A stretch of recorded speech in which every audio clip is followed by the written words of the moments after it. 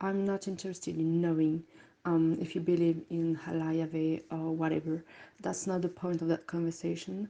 We are trying to talk about the idea of God instead.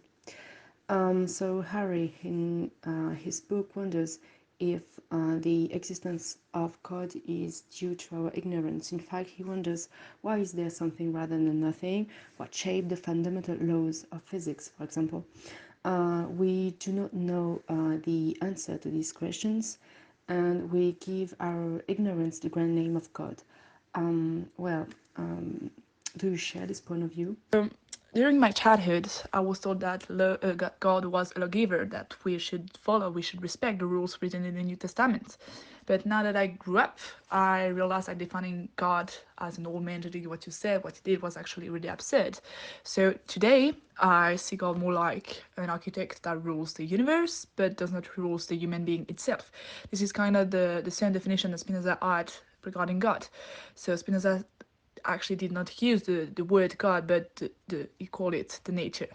So careful, he did not say that God didn't exist. He only meant that the human businesses is not the businesses of this God, or for him the nature. So to that extent, we can say that men who think that God is the judge, the only judge, are misunderstanding and looking for meaning in the wrong direction. Okay, well, I understand.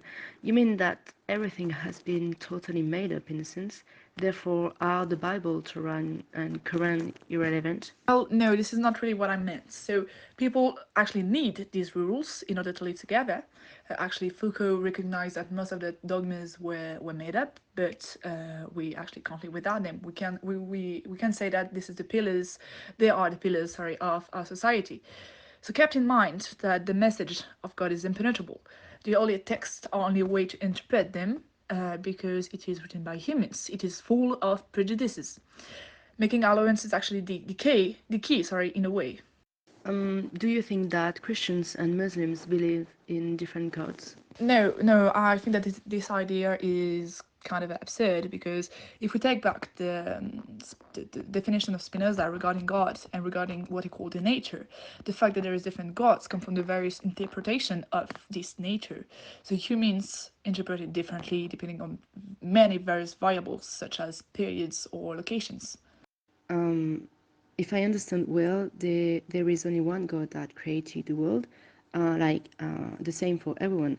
But minorities seem to be neglected or even rejected, like the LGBT community in the Bible or in the Quran. Can you be at the same time, for example, gay and Catholic? So the divine theories say that God is good, and for me this is 100% true. But texts were actually written by men for men. This is, like I said before, an interpretation. So the holy word are actually full of relativism. So that means that we need to evolve, because today the LGBT community is marginalized. It was even excommunicated. So I think it must change. We need to reread the text, the holy text, with glasses of the 21st century. For example, I do support the German pastors who married similarly gay couples.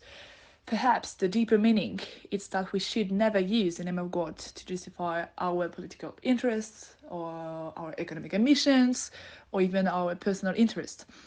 Because actually, do you really think that God will actually punish two women or two men that love each other?